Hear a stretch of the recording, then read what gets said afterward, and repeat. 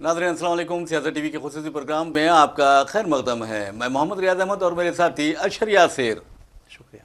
बहरहाल नाज़रीन, आपको बता दें कि जहाँ तक ब्रेकिंग न्यूज़ का सवाल है, जो सबसे बड़ी खबर हमारे पास आ रही है और जो हम आपको सुनाने वाले हैं वो दिल्ली इलेक्शन से मुतालिक है। और आपको बता दूं कि आम आदमी पार्टी के जो कन्वीनर है और साबिक चीफ मिनिस्टर अरविंद केजरीवाल ने बीजेपी पर एक संगीन इल्ज़ाम आयद कर दिया है और बीजेपी चिरागपा हो गई है। और उस इल्ज़ाम को लेकर अब ऐसा लगता है कि सियासत गर्म होने वाली है। और एक ऐसे वक्त अरविंद केजरीवाल ने इल्ज़ाम आयद किया है जबकि कल ही यानी आप देखेंगे 8 फरवरी को नताइज का ऐलान किया जाने वाला है। अरविंद केजरीवाल ने ये इल्ज़ाम आयद कर दिया है कि बीजेपी आम आदमी पार्टी के कम से कम 16 उम्मीदवारों पर नजर रखे हुए है, उनका शिकार करना चाहती है, उन्हें खरीदना चाहती है। और उसने उन तमाम को फीकस 15 करोड़ रुपए और वजारती यानी काबीना में जगह देने की पेशकश की है। तो आप अंदाजा लगा सकते हैं कि बीजेपी पर अपोजिशन ने हमेशा ये इल्ज़ाम आयद किया है कि वो बकरे गधों और घोड़ों की तरह सियासत यानी उम्मीदवारों को खरीदती है और दूसरी पार्टियों के इख्तिदार को ख़त्म करती है।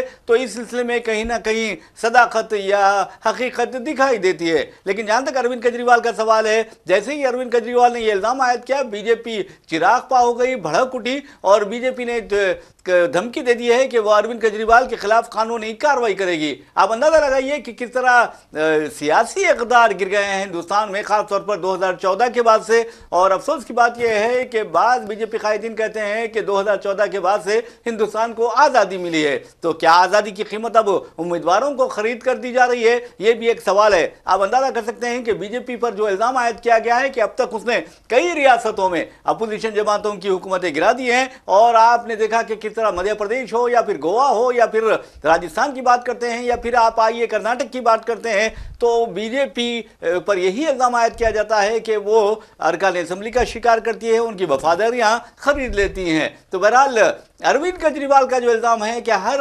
उम्मीदवार को यानी 16 उम्मीदवारों को बीजेपी ने कॉल किया और कॉल करते हुए फीकस 15 करोड़ रुपए रिश्वत के साथ साथ उन्हें काबीना में जगह देने या फिर आला ओहदों पर फायज करने की पेशकश की है। तो हम चलते हैं अशर यासिर की तरफ और पूछते हैं कि आखिर दिल्ली में क्या हो रहा है।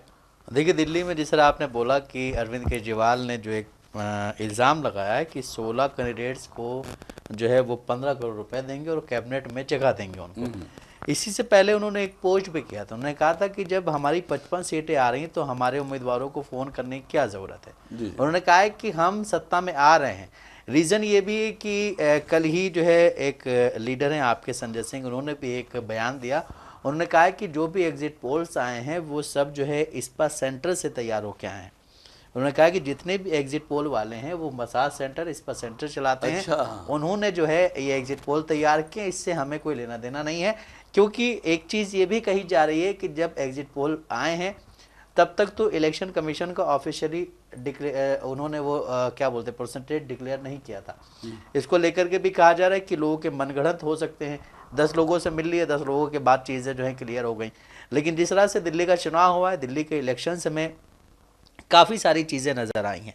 लोगों ने शिक्षा, बिजली, पानी और स्वास्थ्य सेवा में उनके जो आम आदमी पार्टी उसका जो है बहुत बड़ा क्या बोलते हैं आभार व्यक्त किया, उनका शुक्रिया अदा किया। जी। लेकिन वहीं अगर हम बात करें ज़मीनी लेवल के जो काम है रोड वोट के, उसमें थोड़ा सा पार्टी को कहीं ना कहीं झटका लगा है। क्योंकि जिस तरह से हमने देखा कि दिल्ली में जो रॉयट्स हुए थे उसमें भी आम आदमी पार्टी ने कहीं ना कहीं मुसलमानों को साथ नहीं दिया था।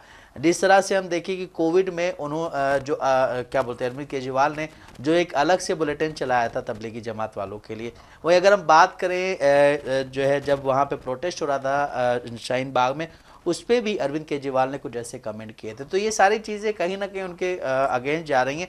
लेकिन फिर भी अगर अरविंद केजरीवाल कह रहे हैं कि हमारी 55 सीटें आ रही हैं, तो फिर उनके कैंडिडेट्स को फ़ोन करने से या उनको 16 करोड़ जो भी है 15 करोड़ रुपए देने से बीजेपी को कोई फ़ायदा नहीं हो। जिस तरह आपने बोला कि बीजेपी 2014 में जब से सत्ता में आई है तब से उसने कई जगहों की गवर्नमेंट चेंज की। उसमें आपने एक जगह का नाम भूल गए आप कि महाराष्ट्र में उसने सबसे बड़ा उलटफेर किया था। और महाराष्ट्र में अभी भी आज भी ये चीज़ सामने आई है कि शिंदे गुट में कुछ यूबीटी के सांसद जाना चाहते हैं, क्योंकि शिंदे के साथ ये कहा जा रहा है कि शिंदे जो हैं अभी वो कहीं ना कहीं सबसे कमज़ोर अपने आप को मान रहे हैं, तो उनके पास अगर क्या बोलते हैं एमएलए ज़्यादा होंगे तो अपनी ताकत जो है ज़्यादा दिखा सकते हैं।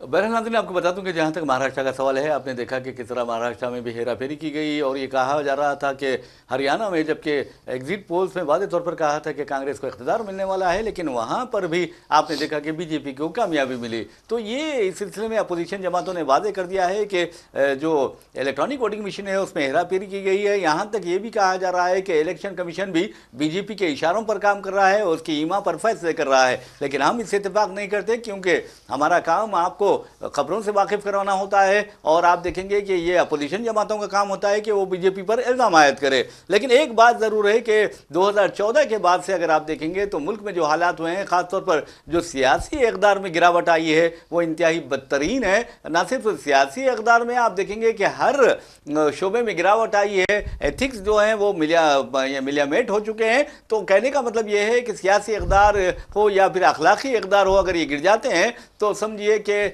मुल्क में हालात ख़राब हो जाते हैं। मिसाल के तौर पर हम आपको दिल्ली की बात करते हैं, जैसा कि अशर यासिर ने भी कहा है, परसेंटेज की जब बात होती है तो आपको बता दूं कि जुमला जो परसेंटेज था दिल्ली में रायदही का वो 60.42% था। और आपको यही बता दूं कि वो दिल्ली है जिसमें कांग्रेस ने 15 बरसों तक हुकूमत की और शीला दीक्षित ने गैर मामूली तरक्याती काम अंजाम दिए थे। मेट्रो जो नेटवर्क था वो भी शीला दीक्षित का कारनामा था। इसी तरह आप देखेंगे कि 2015 और 2020 में आम आदमी पार्टी को कामयाबी मिली थी और इस मरतबा आम आदमी पार्टी तीसरी मरतबा कामयाबी की उम्मीद रख रही है। और अरविंद केजरीवाल ने तो जितने एग्जिट पोल्स आए हैं उसे बड़ी हिकारत के साथ मुस्तरद कर दिया है। और एक बात बता दूं कि 1998 में आखिरी मरतबा बीजेपी का इख्तियार था और बीजेपी कम से कम 27 से लेकर 30 साल जो हैं उस अरसे के दौरान इख्तियार में वापस आने का इंतज़ार करती रही। लेकिन अब देखना यह है कि दिल्ली का क्या होगा, क्योंकि कल ही नताइज का ऐलान किया जाने वाला है और कल मैं समझता हूं कि 12 बजे तक पूरे ट्रेंड्स यानी जो रुझानात है वो मंजर आम पर आ जाएंगे। तो बहरहाल एक और खबर की जानिब चलते हैं। उस खबर का ताल्लुक महाकुंभ मेले से है। वहां पर जिस तरह के हरकत हो रही हैं, जिस तरह की सरगर्मियां जारी हैं, और आप देखेंगे कि वज़ीर-ए-आज़म नरेंद्र मोदी से लेकर अमित शाह ने भी वहां डुबकियां लगा दी हैं। लेकिन आपको बता दूं कि हिंदुस्तान की जो इज्जत है, हिंदुस्तानी की जो इज्जत नफ्स है, वो भी डुबकियां लगा रही हैं अमेरिका में। और अमेरिका के बारे में हम बाद में बात करेंगे, लेकिन महाकुंभ मेले से जो खबर आ रही है वो ये है कि वहां पर फिर एक मर्तबा आग लग गई है। जी देखिए, महाकुंभ में ये कोई पहली बार आग नहीं लगी, इससे पहले भी 2-3 बार आग लग चुकी है। हर बार वहाँ की जो क्या बोलते हैं प्रशासन है, वहाँ की गवर्नमेंट की तरफ से कहा जाता है कि इसमें कोई भी नुकसान नहीं हुआ है, ना जानी नुकसान हुआ है, ना कोई माली नुकसान हुआ है। लेकिन ऐसा उनकी बातों पे लोगों का भरोसा कहीं ना कहीं टूट रहा है। जिस तरह से जो भगदड़ हुई थी, भगदड़ में उन्होंने 30 मौत का जिक्र किया, लेकिन वहीं जो भगदड़ के बाद सामान फैला हुआ था उससे ये अंदाज़ा लगाया जा रहा है कि यहाँ पे काफ़ी ज़्यादा मौतें हुई हैं। उसके बाद इससे पहले भी एक बार आग लगी थी, कहा गया था कि यहाँ पे कोई भी जान माल का नुकसान नहीं हुआ है, लेकिन वहाँ पे माली नुकसान हुआ था। जी जी। जिस तरह से आग की बात हो रही है, आग पे कोई भी कंट्रोल नहीं है, क्योंकि इस वक्त वहाँ पे इतनी ज़्यादा भीड़ है। कोई अब आप देख सकते हैं किस तरह की गंदगी वहाँ पे फैला दी गई है। कुंभ को एक बहुत ही पवित्र स्थान माना जाता है हिंदू मजहब में, कि वहाँ पे जाते हैं लोग, डुबकी लगाते हैं, नहाते हैं, जो भी करते हैं। लेकिन वहाँ पे इस वक्त सबसे गंदा माहौल हो रखा है, क्योंकि कोई भी कहीं भी कुछ भी फेंक दे रहा है, कहीं पे कोई क्या कर रहा है, ये सारी चीज़ें चल रही। लेकिन जब चीज़, अब आप ये भी देखिए सर कि जहाँ पे भी गवर्नमेंट की बीजेपी की सरकार है, उस राज्य पे अगर कोई भी चीज़ आती है, अपोजिशन आवाज़ उठाता है, तो उस पर ध्यान नहीं दिया जाता है। जी जी। जिस तरह से हम बात कर रहे थे अभी कि कुंभ में जो भगदड़ हुई थी, भगदड़ में जिन लोगों की मौत हुई, उसके बाद उनके जो घर वाले थे उनका ये कहना था कि हमारे लोग भी नहीं मिल रहे, हमारे लोग भी नहीं मिल रहे। जो आंकड़े पेश किए गए थे वो कहीं ना कहीं कम पेश किए गए थे, और उसमें भी ये बोला गया कि नहीं, इतने ही लोग मरे, इसके बाद अगर कोई इस पे ज़्यादा कुछ बोल रहा है तो ये उसी ने करवाया है, उसकी साजिश है। अगर बीजेपी राज में कुछ होता है तो ये अपोजिशन की साजिश होती है, और अगर अपोजिशन के राज में कुछ होता है तो वो उसकी गलती होती है। जी, ये बीजेपी का वतीरा बन गया है। बहरहाल नाज़रीन, आपको बता दूं कि खुद योगी आदित्यनाथ ने कहा कि एक साजिश के तहत वहां भगदड़ मचाई गई है, लेकिन भगदड़ में आपको बता दूं कि योगी आदित्यनाथ हुकूमत ने जो आदादशुमार जारी किए उसके तहत 30 अफराद अपनी ज़िंदगियों से महरूम हुए, जिसमें ख़वातीन शामिल है, और 60 से ज़ायद ज़ख्मी हुए। जबकि आम आदमी पार्टी से लेकर कांग्रेसी कायदीन दिगर अपोजिशन जमातों का ये इल्ज़ाम है कि 30 लोग जख्मी यानी अपनी ज़िंदगियों से महरूम नहीं हुए, बल्कि उनकी तादाद कई गुना ज़्यादा है और हुकूमत उन अमवात को छुपा रही है। बहरहाल नाज़रीन, नरेंद्र मोदी हुकूमत के बारे में कहा जाता है कि वह हकीकत को छुपाने में माहिर है, और ख़ास तौर पर आप देखेंगे कि वज़ीर आज़म नरेंद्र मोदी भी वहाँ डुबकी लगाने चले गए, और आपने देखा कि किस डर से वो डुबकी लगा रहे थे, पता नहीं सर्दी की वजह से या फिर और कौन सा डर था। लेकिन एक बात ज़रूर है कि जिस वक्त वज़ीर आज़म नरेंद्र मोदी कुंभ में डुबकी लगा रहे थे तो अमेरिका में हमारे हिंदुस्तानियों की इज्जत नफ्स डुबकी लगा रही थी। वहां आप देखेंगे कि किस तरह जब उन्हें हथकड़ियां डाली जा रही थी, उनके पैरों में बेड़ियां डाली जा रही थी, और उस वक्त ये तो मैं समझता हूं कि हिंदुस्तान के लिए एक नेशनल शेम है, यानी कौमी शर्म की बात है कि वज़ीर आज़म नरेंद्र मोदी आज भी अपना मुंह खोलने से कासिर है, कुछ बोलने से कासिर हैं। आपको अंदाजा होगा कि 104 लोगों को अमेरिका ने डिपोर्ट किया, और उन डिपोर्टिंग पर आप अंदाजा कर सकते हैं, जो रिपोर्ट्स आ रही हैं उसमें कहा गया है कि $1 मिलियन के मसारिफ आए हैं। क्या हिंदुस्तानी हुकूमत या हुकूमत हिंद या वजारत खारजा तैयारों का एहतमाम नहीं कर सकती थी, इंतज़ाम नहीं कर सकती, जबकि बड़ी बेगर्ती के साथ, बड़ी बेशर्मी के साथ, बड़ी आप देखेंगे कि बड़ी बेइज्जती के साथ हिंदुस्तानियों को हिंदुस्तान वापस लाया गया, वो भी अमेरिका के फौजी तैयारे में। और आपको बताना ज़रूरी है कि 104 जो मुसाफिरीन थे हिंदुस्तानी, यानी गैर कानूनी तारकिन वतन थे, जिन्हें डिपोर्ट किया गया, उनके हमरा 45 अमरीकी अहलकार शामिल थे। तो आप अंदाजा कर सकते हैं कि आखिर इस तरह की बेइज्जती मोदी हुकूमत कैसे बर्दाश्त कर रही है, समझने वाली बात है। जी देखिए, जिस तरह से कल एस जयशंकर ने अपना बयान दिया है संसद में, उन्होंने कहा है कि भारतीय प्रवासी अमानवीय हालत में फंसे थे, अवैध रूप से रह रहे लोगों को वापस स्वदेश भेजा जाता है। हमारे कई नागरिक गलत तरीके से अमेरिका पहुंचे थे, अवैध प्रवासियों को वापस लाना ही था, उन्हें पहले भी कई बार लाया गया। जी जी। इसके बाद उन्होंने कहा है कि सभी देशों का दायित्व बनता है कि यदि उनके नागरिक अगर कहीं अवैध रूप से गए हुए हैं तो उनको वापस बुला ले। जयशंकर ने कहा है कि हम अमेरिकी सरकार के साथ बातचीत करें ताकि ये सुनिश्चित किया जा सके कि वापस लौटने वाले लोगों के साथ किसी तरह का कोई दुर्व्यवहार ना हो। ये वो उसमें बोल रहे थे कि जिस तरह से हमने देखा था कि हाथों में हथकड़ी और पैरों में बेड़ियां पड़ी थी, उसके बाद उनका जो बयान आया था कि हमें 4 घंटे तक वॉशरूम नहीं जाने दिया गया है, हम लेट के वॉशरूम जा रहे थे क्योंकि हम चल नहीं पा रहे थे। उसी बीच इन्होंने एक वो भी पेश किया डेटा भी, उन्होंने कहा है कि ये कोई पहली बार नहीं भेजा गया, इससे पहले भी कई बार ऐसा हो चुका है। तो जो उन्होंने डेटा पेश किया उसमें ये है कि 2009 में 734, 2010 में 799, 2011 में 597 और 2012 में 530, 2013 में 550, 2014 में 591, 2015 में जो है क्या बोलते हैं 708, वही 2016 में 100 इसमें जो है क्या बोलते हैं 2016 में 1303, 2017 में 1024, 2018 में 1180, 2019 में 2042, 2020 में 1889, 2021 में 805, 2022 में 862, 2023 में 670, 2024 में 1368 और 2025 में अभी तक जो लोग वहाँ से आए हैं वो 104 हैं।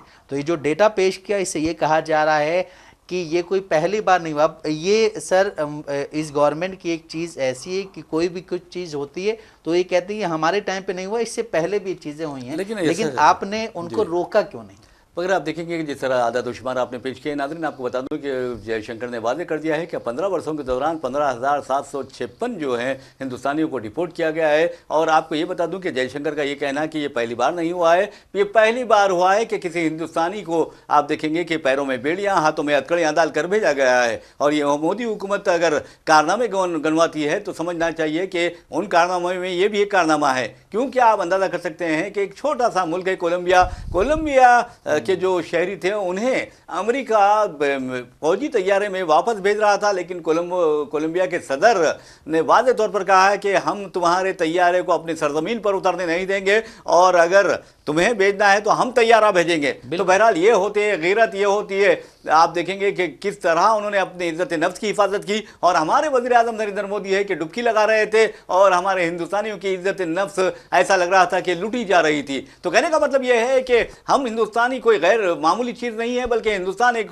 बहुत बड़ा, दुनिया का सबसे बड़ा कंज्यूमर मार्केट है। हिंदुस्तान चौथी बड़ी मईशत है और हिंदुस्तान को कभी सर झुकाना नहीं चाहिए, खासतौर पर मोदी हुकूमत को, कि अमेरिका के सामने क्या हम जा रहे हैं तो उसके सामने सर झुकाएंगे। सर झुकाने की कोई जरूरत नहीं है, नजरों से नजर मिलाकर बात करनी चाहिए और मामला जो होना चाहिए वो बराबरी का मामला होना चाहिए। अब अंदाजा कीजिए डर और खौफ का ट्रंप के, कि ट्रंप जब टैरिफ्स की धमकी देते हैं तो मोदी हुकूमत बजट में कम से कम 30 या 50 जो अशिया हैं उनके टैरिफ्स कम कर देती है। तो ये डरने की बात नहीं है, हम बावखार अंदाज में अमेरिका से हमें बात करनी चाहिए और अमेरिका को ये बताना चाहिए कि ना सिर्फ इलाका बल्कि दुनिया में हिंदुस्तान का एक अहम मुकाम है, दुनिया का सबसे बड़ा कंज्यूमर मार्केट है। और अगर तुम इस तरह डराने धमकाने की बात करते हो तो हमारे पास भी बहुत कुछ है। मिसाल के तौर पर ब्रिक्स में हिंदुस्तान एक रुकन मुल्क है और आप देखेंगे कि ब्रिक्स ममालिक को भी ट्रंप ने धमकी दी है कि वो डॉलर के मुकाबिल या डॉलर के मुतबादिल के तौर पर अपनी करेंसियां इस्तेमाल ना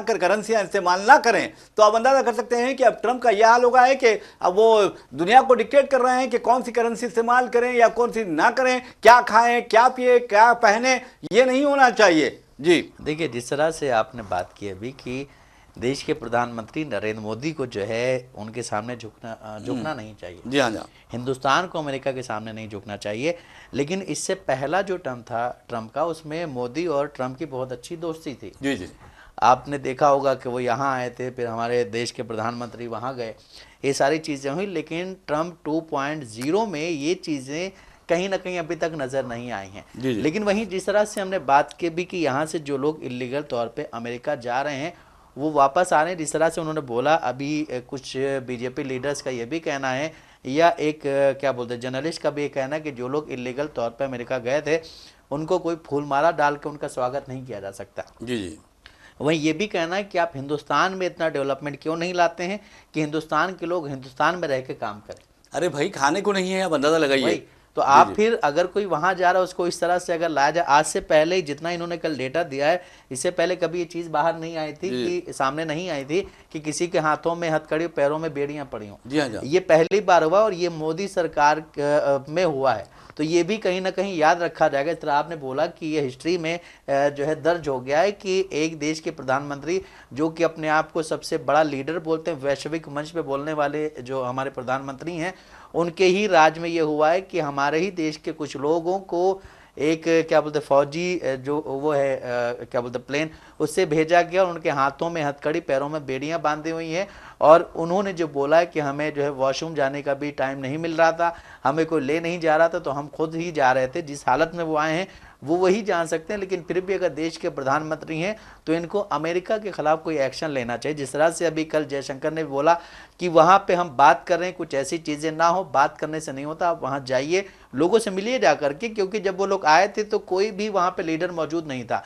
आपने गुजरात की बात की, गुजरात के 33 लोग थे। गुजरात की गवर्नमेंट का ये कहना है कि हमने सरकारी गाड़ी से उन्हें मंगवाया, बस इतना किया उन्होंने। चीफ मिनिस्टर क्या कर रहे थे गुजरात के? जी जी, ये भी एक बात है। वैसे भी नाज़रीन, आपको बता दूं कि मोदी हुकूमत का एक और कारनामा है, जैसा कि मैंने आपको कहा है कि 15,756 खुद जयशंकर ने कहा कि 15 वर्षों के दौरान हिंदुस्तानियों को अमेरिका ने डिपोर्ट किया। तो आपको ये बता दूं एक और कारनामा ये है कि इन मोदी हुकूमत यानी 2014 से आप देखेंगे कि हिंदुस्तानी कम से कम 15,91,000 से ज़्यादा हिंदुस्तानियों ने अपनी शहरियत तर्क कर दी है और दूसरे शहरों की तर्क शहरियत हासिल की। कम से कम 135 ममालिक में वो जा बसे हैं। तो आप अंदाजा कर सकते हैं यहाँ गुर्बत, यहाँ लड़ाई झगड़े। आप अंदाजा कीजिए कि हिंदू मुस्लिम, मंदिर मस्जिद, और अब तो हाल ये हो गया है कि फिरका परस्त दरिंदों को ये भी छूट दी गई है कि वो अगर किसी मस्जिद के नीचे कह दें कि ये मंदिर है तो फिर समझिए कि आर्कियोलॉजिकल सर्वे ऑफ इंडिया उसका इंतजार करता रहता है, पुलिस उसका इंतजार करती रहती है और फिर जाके देखिए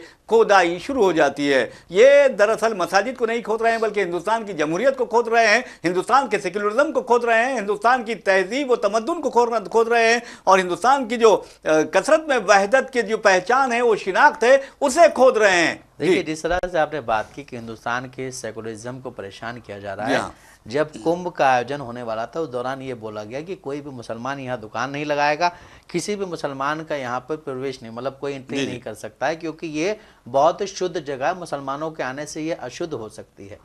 वहीं जब भगदड़ हुई तो मुसलमानों ने अपनी मस्जिदें खोली, अपने दरगाह खोले, अपने मदरसे खोले, अपने घर खोले उन लोगों को बिठाने के लिए, कि वो लोग पानी मिले, खाना मिले, वो लोग रहें आराम से। तो जिस तरह से कुछ चीज़ें ऐसी दिखाई जाती हैं, उसका एक रुख दिखाया जाता है, दूसरा फेस नहीं दिखाया जाता है, क्योंकि इससे फिर कहीं ना कहीं जो इस वक्त सत्ता में लोग हैं उनकी दाल नहीं गलेगी, उनको वोट नहीं मिलेगा। जिस तरह से क्या बोलते, एक लीडर, एक बाबा है जो कि मुसलमानों को लेकर उल्टा सीधा बयान देता रहता है, उसको योगी आदित्यनाथ हाथ पकड़ के उसके साथ चलते हैं। तो इसका मतलब यही कि आप भी उसके साथ हैं, उसी की जो माइंड है उसके साथ आप भी हैं, आप भी ये चाह रहे हैं कि ऐसा बयानात दे ताकि जो हिंदू वोट है वो मुझे मिले। जिस तरह से हमने देखा कि अभी कुंभ में जो चीज़ें हुई हैं उसके बाद मुसलमानों ने कितना सपोर्ट किया है, कितना मुसलमान आगे आए हैं, लोगों को अपने घर लेके गए हैं, उनको खाना दिया, उनको रहने को दिया, उनको रात में सोने को दिया, और ये भी बोला है कि अगर आपको कहीं भी जाना तो हम आपको बिना पैसे के लेके जाएंगे वहां पे सवारी से अपनी। अरे बहुत बड़ी बात है, ये इंसानियत होती है। वैसे भी नाज़रीन आपको बता दूं कि जहाँ तक इंसानियत का सवाल है, ये जो फ़िरका परस्त दरिंदे हैं, हैदराबाद के निज़ाम नवाब मीर उस्मान अली खां बहादुर को बहुत बुरा भला कहते हैं, लेकिन आपने देखा कि उन्होंने मुल्क की किस कदर खिदमत की है। और आपको ये बता दूँ कि कुंभ मेले के बारे में आपको ये बताना ज़रूरी है कि नवाब मीर उस्मान अली खां बहादुर ने, उनकी हुकूमत ने 1942 में आप देखेंगे कि कुंभ मेले के लिए मोबाइल आयुर्वेदिक क्लिनिक का एहतमाम किया था, और वहाँ पर जो यात्री आए थे उनके इलाज करवाने के इंतजाम किए थे। कोई ये मामूली बात नहीं है। उन्होंने कभी ये नहीं सोचा कि वहाँ हिंदू होते हैं, वहाँ यात्री जो होते हैं वो डुबकी जो लगाते हैं वो हिंदू होते हैं, बल्कि उन्होंने सोचा कि ये इंसान होते हैं। लेकिन अफसोस की बात यह है कि आज जो फ़िरका परस्त दरिंदे हैं, चाहे वो अपने आप को कौम परस्त कह लें, वो कभी किसी भी तरह कौम परस्त नहीं होते, क्योंकि ये वो लोग हैं जिन्होंने हिंदुस्तान के दस्तूर को, हिंदुस्तान के परचम को, कौमी परचम को मानने से इनकार कर दिया था। और मैं समझता हूँ कि ये गद्दार हैं जो हिंदुस्तान के कौमी परचम को नहीं मानते। तो मैं समझता हूं कि इन्हें ये मुल्क भी छोड़ देना चाहिए। बिल्कुल छोड़ना चाहिए। और अगर आप इस मुल्क की जो गंगा जमनी तहजीब है उसको नहीं मान रहे हैं, और 2014 क्या 2012 के लास्ट से ही, जब से इलेक्शन के दौर शुरू होने वाला था, इलेक्शन का अनाउंसमेंट होने वाला था, 2012 के लास्ट तक मैं उस वक्त स्टूडेंट था, मैं पढ़ रहा था, तो मैं देखता था चीज़ें बहुत तेज बदल रही थी, बहुत से लोग बदल रहे थे, बहुत से लोग ऐसे थे जो सुबह सो रहे होते थे, लेकिन उस वक्त जो है जो आरएसएस की विंग होती थी उनकी सुबह सुबह एक परेड होती, तो वहाँ पे स्पेशली जाते थे, लोगों को भेजा जाता था वहाँ पे कि आप जा कर के हिंदुत्व को मजबूत करें। लेकिन अगर हिंदुत्व को मजबूत करना, और एक देश में जो सरकार है उसके संविधान में लिखा हुआ है कि हम सब एक हैं, अगर हम सब एक हैं को लेकर के चलना है, तो फिर इन चीज़ों को कोई भी गवर्नमेंट हो, चाहे वो जहाँ की भी हो, उनको इस चीज़ पे काम करना। जिस तरह से बीजेपी कुछ लीडर्स हैं जो उल्टे सीधे बयान देते हैं, उन पे भी एक बैन लगाना चाहिए। अगर हम देखें महाराष्ट्र का नीतीश कुमार हैं, बिहार में गिरिराज सिंह हैं, और अगर हम दिल्ली की बात करें, अभी चुनाव हुआ है तो वहाँ पे प्रवेश वर्मा वो किस तरह का बयान दे रहा है, रमेश बिरदुड़ी किस तरह का बयान दे रहा है, नेगी किस तरह का बयान दे रहा है, इन पे भी एक जो है एक्शन होना चाहिए। लेकिन कल हमारे देश के प्रधानमंत्री ने एक बड़ी बात कही है कि 2014 में जब से हम सरकार में आए हैं तब से हमने नारी सम्मान में काम करना शुरू किया है, तब से हमने सबका साथ सबका विकास करना शुरू किया है। लेकिन उस दौरान एक चीज़ वो मिस कर गए कि उनको अभी तक भी सबका विश्वास की कमी है। वैसे में आप विश्वास जो है वो मिलना बहुत जरूरी। नारी की बात करते हैं वज़ीर आज़म, नारी शक्ति की बात करते हैं वज़ीर आज़म, लाल किले से भी उन्होंने इस तरह की बात कही थी। और आप देखेंगे कि उसी दिन गुजरात की एक बेटी है बिल्किस बानो, और उसके जो रेपिस्ट हैं, उसके जो बच्ची के और उसके अरकान खानदान के जो कातिल थे, उन्होंने वक्त से पहले ही रिहा करने का हुक्म जारी किया था। और आपको बता दूं कि मरकजी हुकूमत और बीजेपी की जो हुकूमत गुजरात में है, उसने दोनों ने मिलकर उन यानी संस्कारी ब्राह्मणों को रिहा कर दिया था, और उन्हें फूल पिलाए थे, उन्हें मिठाई खिलाई थी। शर्म की बात आनी चाहिए, और शर्म होनी चाहिए, और इस बात से शर्म आनी चाहिए कि जो कातिल होता है, जो रेपिस्ट होता है, उसको अगर आप मिठाई खिलाएंगे तो फिर जो शरीफ होते हैं उन्हें क्या करेंगे, ये सोचने वाली बात है। अपनी बेटी की इज्जत रेपिस्ट की जो बात हो रही है जी, उससे अभी देखिए कि दो हमारे देश के बहुत बड़े बड़े महान बाबा जो अपने आप को कहते थे, एक राम रहीम और एक आसाराम बापू, जी हाँ, उनको भी छोड़ दिया गया है। वो जा करके सत्संग कर रहा है, और एक के फोटो जो है वो कुंभ में लगे हुए हैं, उसके नाम से एक गेट बना हुआ है आसाराम बापू के नाम से। अब आप ये देखिए कि एक देश जहाँ के प्रधानमंत्री जो हैं वो नारी शक्ति के बारे में बात करते हैं, वहीं पे दो ऐसे बाबा हैं जिन पे रेप का और क्या बोलते हैं मर्डर का जो है वो भी हो गई है, क्या बोलते हैं सजा भी हो गई है, उनको बाहर किया जाता है। और वही कुंभ जो एक पवित्र जगह जहाँ पे मुसलमान जाने से वो अपवित्र हो जाता, वहीं पे उस रेपिस्ट के फोटो और उनका क्या बोलते हैं बैनर चल रहा है। लेकिन मैं समझता हूँ कि मुजरिमीन अगर वहाँ जाएँ तो वो भी मैं समझता हूँ कि यानी पवित्र हो जाएंगे, इस वजह से ऐसा किया गया होगा। तो लेकिन याद रखिए कि बेटी बेटी होती है, चाहे वो छोटी हो या बड़ी हो या औरत हो या बच्ची हो, बेटी बेटी होती है। आसाराम बापू के बारे में क्या कहा जा रहा है, कितने साल की बच्ची थी जिसके साथ उसने मुंह काला किया था और ये अदालत में ये जुर्म उसका साबित हो गया था। तो आप अंदाजा कर सकते हैं कि यहाँ पर जो कुछ भी हो रहा है ये सिर्फ मजहब की बुनियाद पर हो रहा है, और जो मजहब की बुनियाद पर मुल्क को तकसीम करने की कोशिश कर रहे हैं वो कभी भी हिंदुस्तान की भलाई नहीं चाह सकते और ना वो कौम परस्त हो सकते हैं। कहने का मतलब यह है कि इस तरह के हालात जो पैदा किए जा रहे हैं वो हिंदुस्तान के लिए नुकसानदेह है। तो बहरहाल एक और खबर की जानिब चलते हैं और आप अंदाजा कर सकते हैं कि आज ट्रंप की क्या हालत हो गई है। कभी एक फैसला करते हैं, कभी दूसरा फैसला करते हैं, अजीब व गरीब फैसले उनके मुसलसल आते जा रहे हैं। अब एक फैसला उन्होंने ये किया है कि आलमी फौजदारी अदालत पर पाबंदी आयद कर दी है और अक़वाम मुत्तहिदा के हुकूक इंसानी की जो तंजीम है उससे अमेरिका को अलग कर दिया है। और आप देखेंगे कि बगल बच्चा अमेरिका का जो है इसराइल, उसने भी हुकूक इंसानी तंजीम से खुद को अलहदा कर लिया है अमेरिका की तकलीद करते हुए। आप अंदाजा कर दीजिए कि कातिलों के साथ ट्रंप का जो रवैया है वो सोचने वाली बात है। बहरहाल नाज़रीन, इसी सोचने वाली बात के साथ हम अपना प्रोग्राम इख्तिताम को पहुंचाते हैं। अपने मेजबान मोहम्मद रियाज अहमद और मेरे साथी अशर यासिर को इजाजत दीजिए। इंशाल्लाह फिर मुलाकात होगी, फिर बात होगी। तब तक के लिए अल्लाह हाफिज।